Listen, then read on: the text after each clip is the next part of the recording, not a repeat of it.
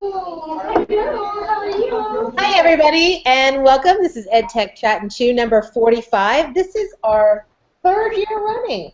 Welcome to the 2015 school year, everybody. It's a good day. And we have with us today, we have Micah, we have Karen from El Paso. Hello. And Mike from Pennsylvania. Hi, everyone. And we're just kicking back. And we must say that today is Mike's first day on the job back at school. So congrats on jumping in. Tell them about what you're doing this year, Mike.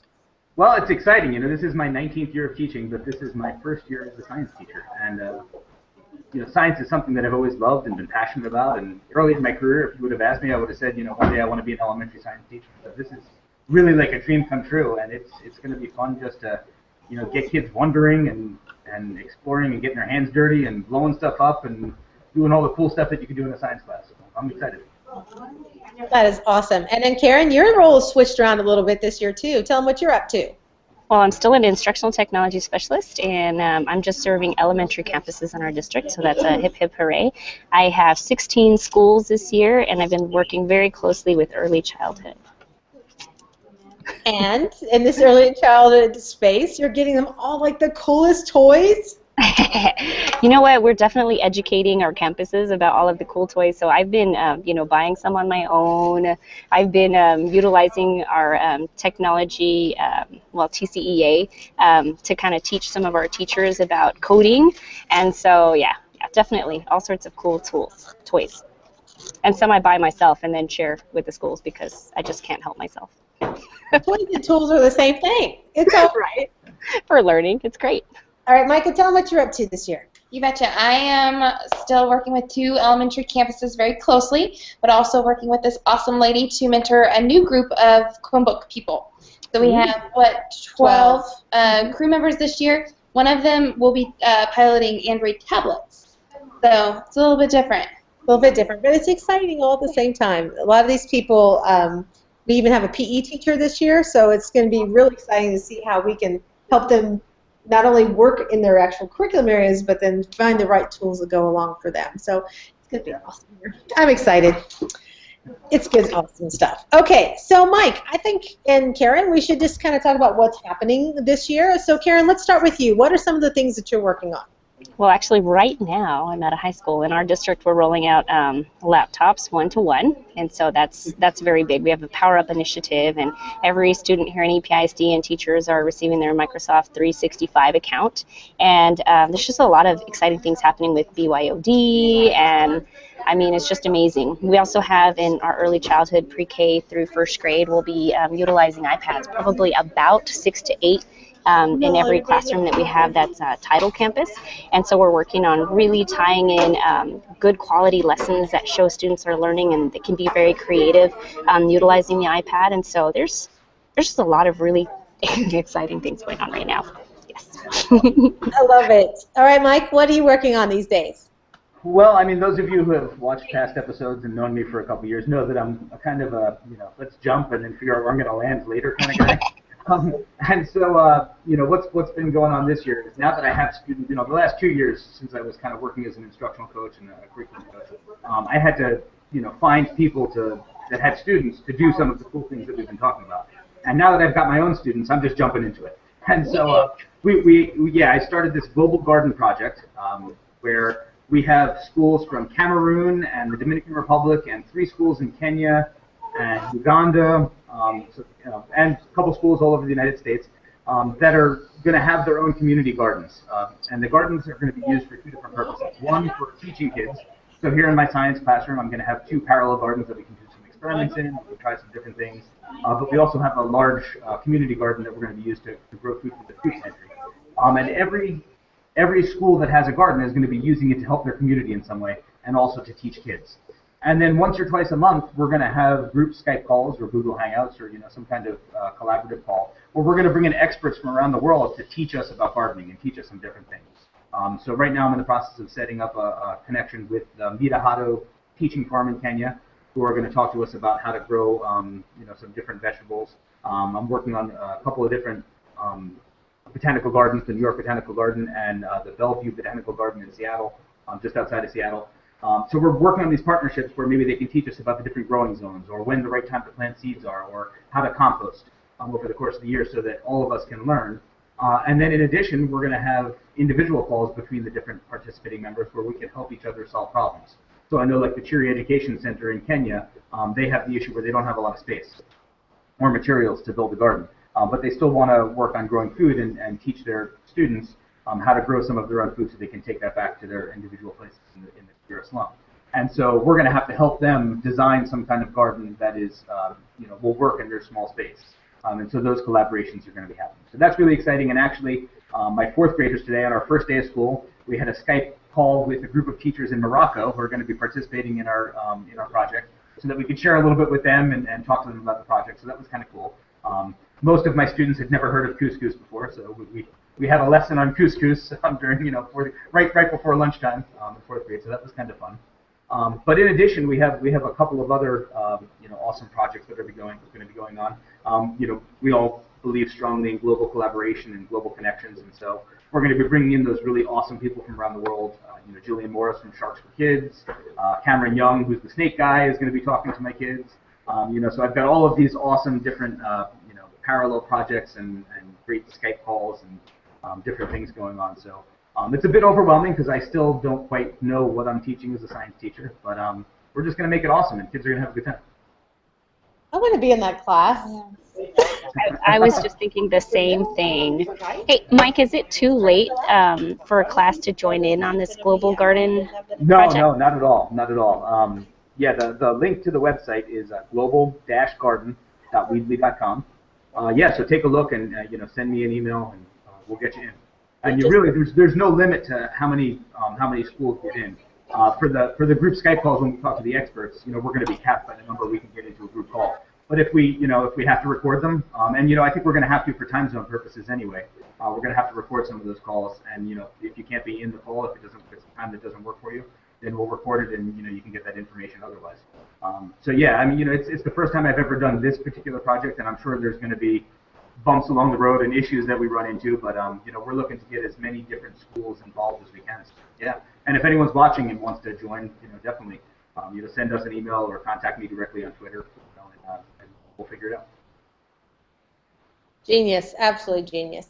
Mike, I'm going to pass it over to you, just because you got an appointment coming up. Sure, yeah.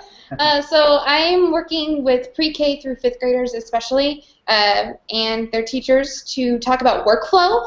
We have all these cool tools in our district, some new Chromebooks, some tablets, some iPads. Basically, how can we get digital work not just for ourselves or to our teachers, to a wider audience?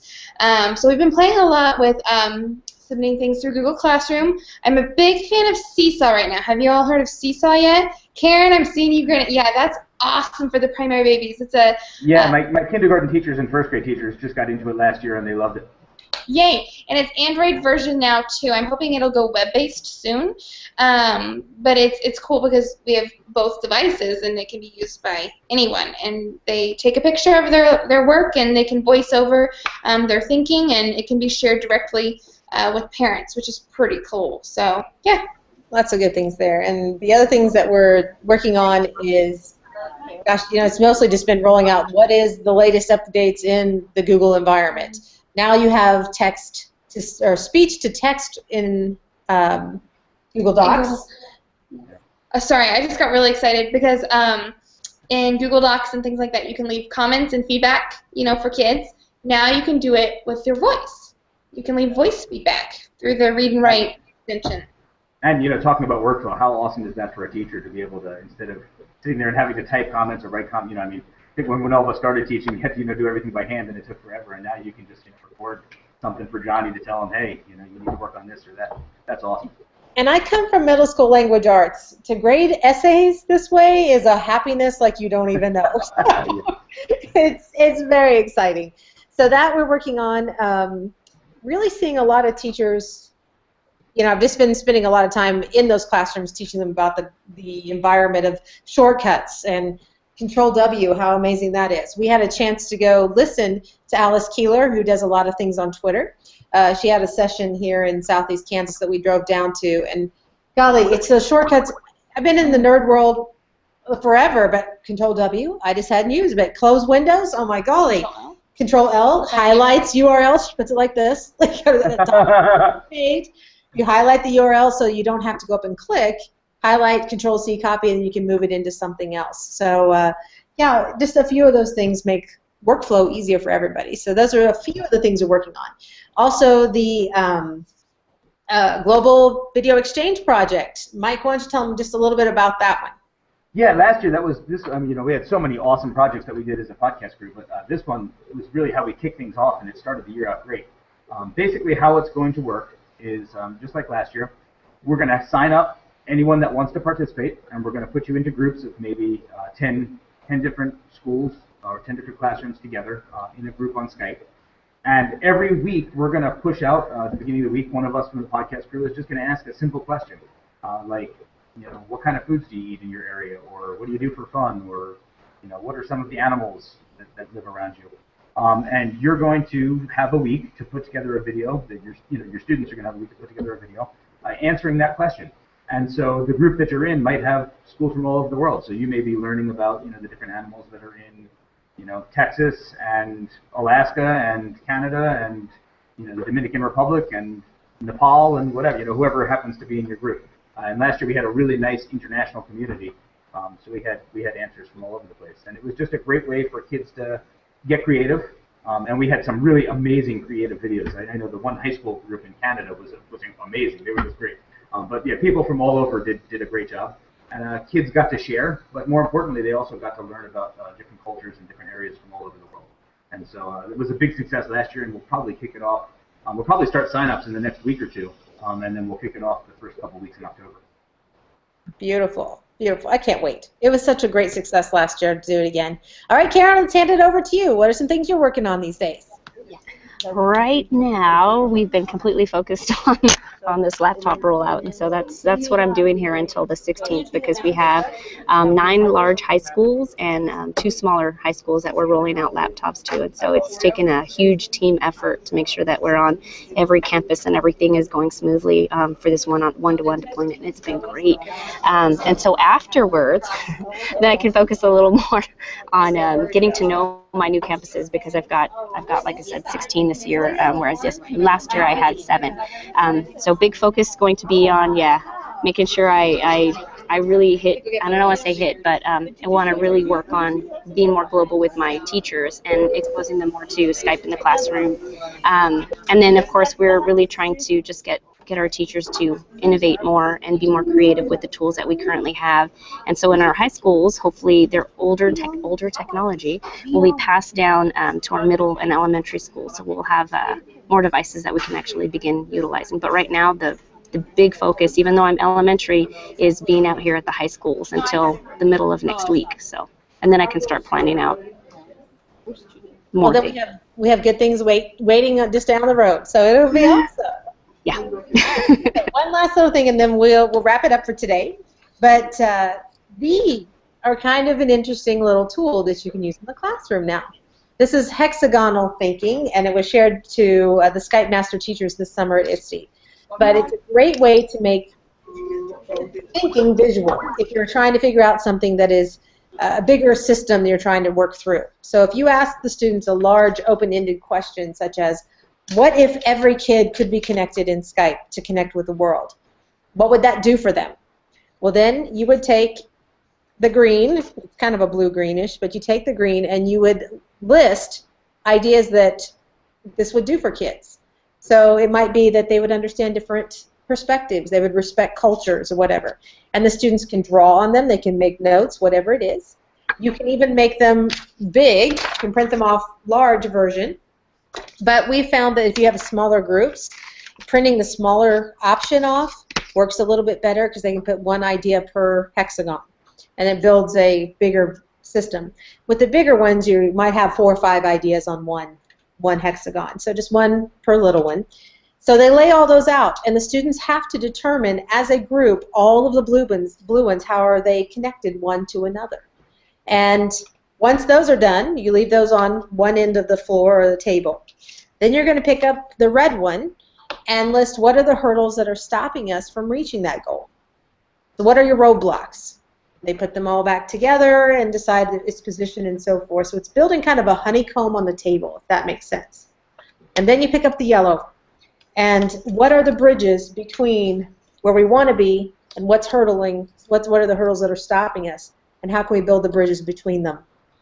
And with that, it's really an interesting way of helping kids, and adults for that matter, think through a large system or process. And the final step is to build the action plans. What are we going to do to make it happen? So that's one that we've been using with teachers already. Super excited about it, so highly recommend that as well. If you do a Google search for hexagonal thinking, you'll get these templates that you can use. Mike, what did you think of it this summer? I loved it. It was shared, like you said, the Skype Master Teacher Group. I think it was Scott Bedley that brought it to us. I thought it was great for being able to just focus. We all have these ideas, and it's easy to talk. You often go to a session and they say, talk to the people around you, and you talk to a couple people. But when you actually have to take those thoughts and physically connect them, whether it's on a table, on the floor, or whatever, and then connect them to the hurdles and the bridges, it forces you to think about things in a more creative and concrete way at the same time, if it makes any sense, because you've got to physically manipulate them and talk through it with other people. And so it creates a form of collaboration and discussion that may not have happened otherwise. And I've never done that with students before. I've only done the activity with adults. But I think it would be, I'm just thinking of my science class, it would be a great way to take concepts that, even if it wasn't the problems and the bridges and the hurdles, and come up with an action plan, but just, let's list a mammal on there. And then, okay, let's, all of these are mammals, let's connect them and let's see what different groups of animals, of mammals we put together. And, can we classify them in different ways? And, okay, let's list, birds over here with the yellow. And, okay, what do birds have in common with mammals? And how we, so I think you can use it in lots of different ways, but I just love the idea that you have to then talk and physically. Beautiful. I think I'm going to cut out some hexagons and read up on this. It's try it out. It's great. And so many times, we're an ed tech, podcast, but sometimes some of the best ideas for critical thinking, tend to get caught up. Hi, ladies. Like this. Okay. It's just hands-on and really doesn't use any technology at all. It's really awesome. Yes, we're going to have education for the whole year. But not aware. Okay, friends, it's about that time to wrap it up. So, Karen, what's for lunch? I have tuna to go for lunch. There you go. Mike, what are you having? So every year on Memorial Day and Labor Day at this hospital household. Hold on one second. It happens. Micah, what did we have for lunch today? We went to the brat truck. We have a food truck. It's amazing. That's nearby, and there's a German family that runs it. And we had. I had the cheddar bratwurst. I had the knockwurst, and we had these lemon bars that weren't to die for. Just so you know. Okay, Mike, what are you having? Okay, so speaking of the food truck, I'll throw this out there before I tell you what I had for lunch. But we have a food truck here in town. It's a former student of mine who is CIA certified, went to the Culinary Institute, and the guy is amazing. But he had at the fair this weekend at the food truck, it was chicken and waffle skewers. So if you ever had chicken and waffles together with maple syrup, they go together well. But he took a nice piece of chicken, put it on a skewer, dipped it in waffle batter, and fried it, and then dipped it in hot, fresh maple syrup, like the good stuff, not like Aunt Jemima, but like real maple syrup. And it was incredible. But I didn't have that for lunch today. That wasn't today. Every year at the Hospital household for Memorial Day and Labor Day, we have a huge bonfire, and we bring a bunch of people over and do a barbecue and a cookout. And so I had all of the food left over from that barbecue to choose from. And so I had some really awesome marinated chicken. My wife made some deviled eggs from a place in Washington, D.C. That are just amazing. She's got the cookbook.